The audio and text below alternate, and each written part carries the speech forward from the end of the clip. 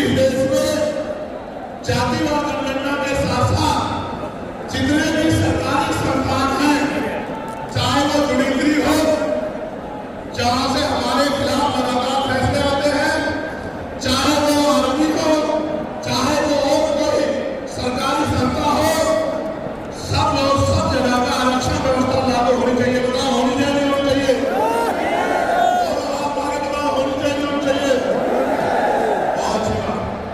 साथ साथ हमारी ये भी मांग है, जो मैंने पार्लियामेंट में भी उठाई, कि निजी क्षेत्रों में आप इस बात को समझो गौर करके, इस देश में 2% सरकारी नौकरियां, कितने परसेंट? जोर से बताओ।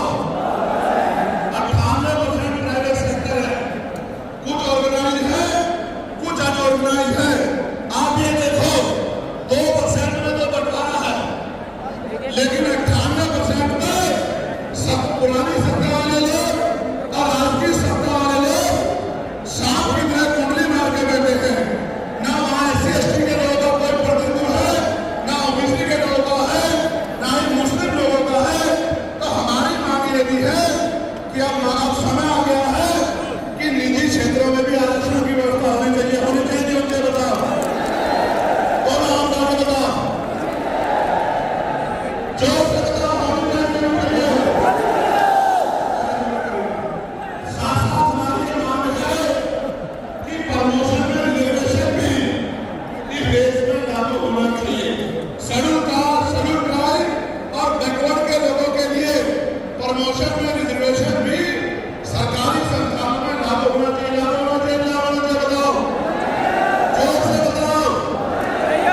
हमारी ये भी मांग है कि मंडल कमीशन की बाकी सिफारिशें भी लागू होनी चाहिए, क्योंकि जब तक मंडल कमीशन की बाकी सिफारिशें लागू नहीं होगी, तब तक पिछड़े वर्ग के लोगों को बराबर की हिस्सेदारी और सम्मान नहीं मिलेगा। हमारी ये भी मांग है, सरकार कह रही है कि क्रीमी लेयर लागू करना चाहिए, और जज साहब भी कह रहे हैं क्रीमी लेयर लागू करना चाहिए। मैंने पार्लियामेंट में पूछा कि भारत में कितने शेड्यूल कास्ट के लोग, शेड्यूल ट्राइब के लोग, अरबपति बन गए, इसका डाटा आपको सार्वजनिक करना चाहिए, आर्थिक आंकड़े सार्वजनिक करना चाहिए। तब हमें पता लगेगा कि क्रीमी लेयर की स्थिति में हम आया नहीं है।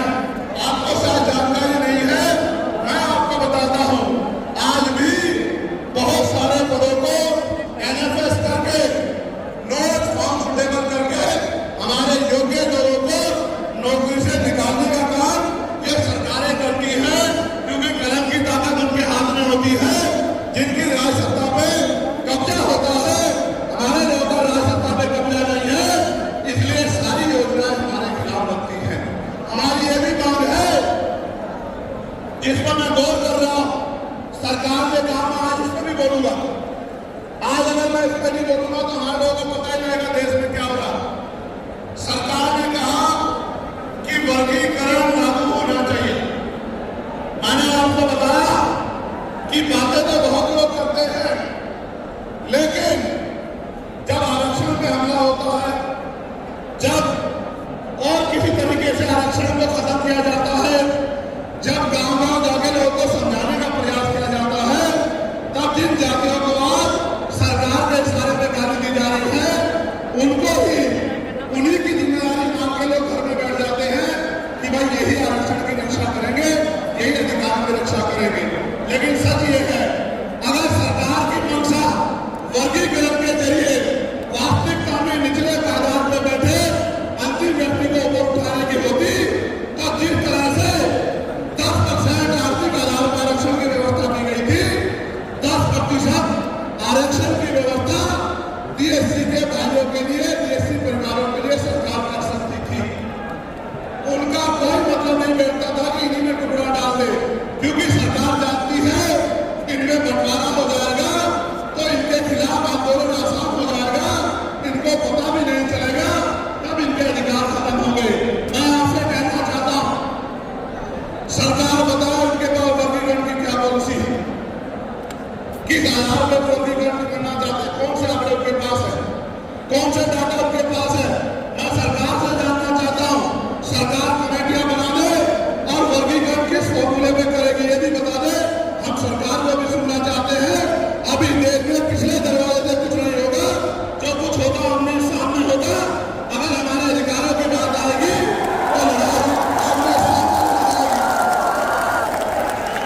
सरकार ने भी बताया क्या वह रोस्टर में बदलाव करेगी, क्या सरकार रोस्टर में बदलाव करेगी, सरकार बताएगी। हमारे लोग तो अभी सही तरह चीजों को नहीं जानते।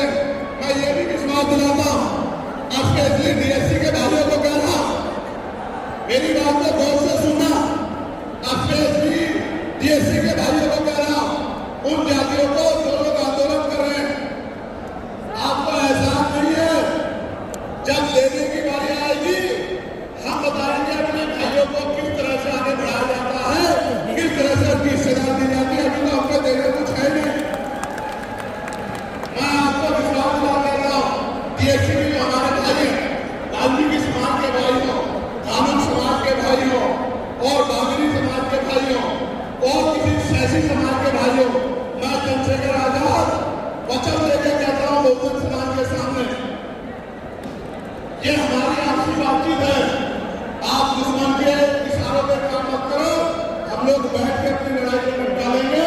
हम लोग अपने आप बैठ के चर्चा करके आपके साथ बैठ के, अगर कहीं हमें कोई डर भी है, आप चीजों को नहीं समझ पा रहे या हम लोग समझा नहीं पा रहे, अगर आपको अधिकार मिलता है तो बताओ, हमारे किसी व्यक्ति को तकलीफ है क्या? बताओ, हमारे किसी के भाइयों को अधिकार मिलता है? बताओ, आप बताओ, तकलीफ है क्या हमें किसी को? ये इतना बड़ा जब से हम दवाई दे रहा है, अगर डीएससी के भाइयों को कुछ मिलता है तो हमें तकलीफ नहीं है, लेकिन हम सरकार की मंशा को जानते हैं, हम इस सरकार को जानते हैं, चरित्र को जानते हैं। ये तेरह मुस्लिम जाति, ये तो इसको उठाने रखना चाहती है। आप ये देख लेना, इन्हीं के कुछ लोग पहले सुप्रीम कोर्ट चले जाएंगे। कैसे? उदाहरण के तौर पर कौन करो, 69,000 शिक्षक भर्ती में सरकार ने 20,000 पदों पर घोटाला किया। हम लोगों ने आंदोलन किया तो सरकार ने 6,800 मृत्यु की लिस्ट जारी की। फिर अपने लोगों को हाईकोर्ट भेज के उस पर रोक लगा दी। फिर हाईकोर्ट में फिर हमारे लोग लड़े तो उन्होंने कहा दोबारा लिस्ट जारी करो, इनको अधिकार मिलना चाहिए।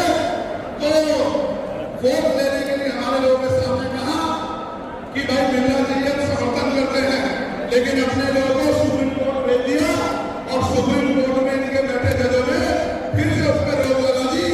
इसलिए हमें अपनी नीयत के साथ होगा। मुझे डर ये भी है, अगर ये अधिकार स्टेट गवर्नमेंट को दे दिए गए तो ये कॉन्स्टिट्यूशन का बहुत बड़ा वायलेशन होगा ही, 340 का, 340 का, लेकिन एपी का। लेकिन सबसे बड़ा खतरा ये है कि कल जो सरकार सत्ता में आएगी वो किसी भी अन्य जाति के लोगों को शेड्यूल कास्ट में उनको शामिल करके आपके पूरे अधिकार को छीन कर सकती है। अगर ये पावर स्टेट को मिल गई, हमें सरकार की मंशा में फिर अवसर है। हमने ये भी मांग किया, आपको याद होगा, यूपी के साथ ये हमारा जानते हैं, हमने 2 साल पहले मांग की थी कि जो 52% ओबीसी है उनको 27% रिजर्वेशन सुप्रीम कोर्ट के लोगों ने दिया। आबादी से आधा सुप्रीम कोर्ट ने मंडल कमीशन की रिपोर्ट के बाद ना चाहते को सरकार ने कर दिया, तो सुप्रीम कोर्ट ने अपने तरीके से लोगों को 27% दिया। हमने मांग की पौने 2 साल पहले यूपी में गोरखपुर में किसी करके कि ओबीसी की आबादी को 52% दी है, तो 15%, 27% से अलग 15% आरक्षण की व्यवस्था अलग से अति पिछड़ी जातियों को करानी चाहिए। काम हमने पौने 2 साल पहले उठाई। उसके बाद उसी दिन हमने मांग कर कि हमें टैक्स चेंज है।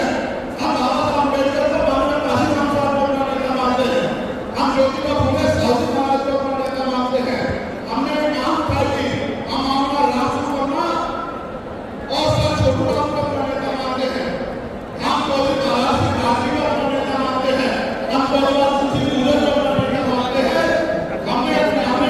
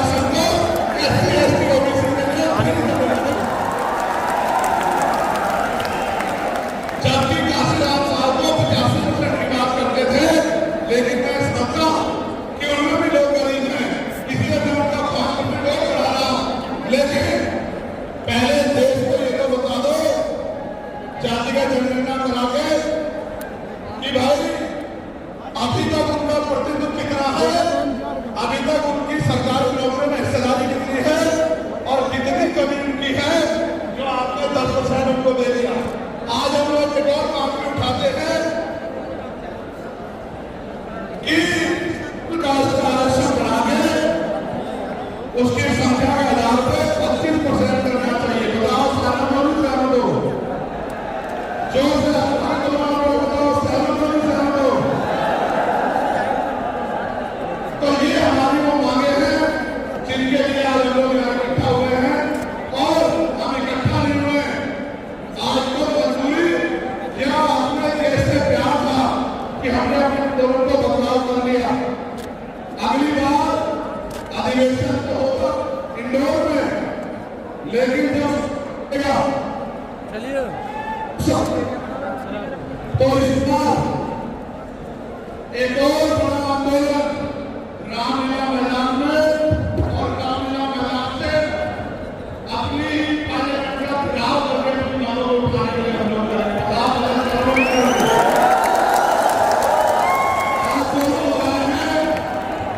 अगली बार जब आंदोलन होगा तो करने रहोगे या एक आदमी 10 लोगों को लेकर आगे बताओ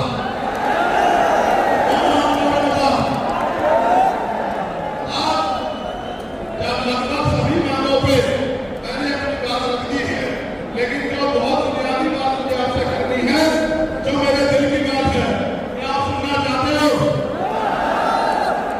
सुनना चाहते हो तो अपने आसपास वाले को भी शांत कर दो।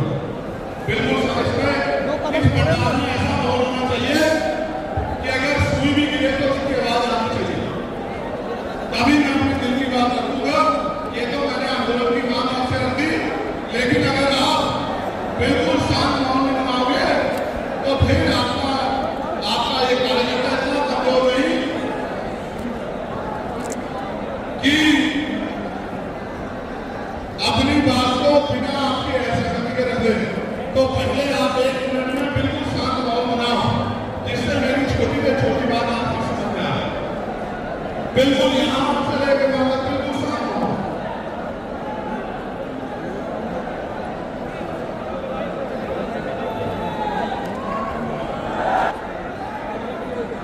अब आपका मैं अब राष्ट्रीय अध्यक्ष के तौर पर नहीं बोल रहा हूं,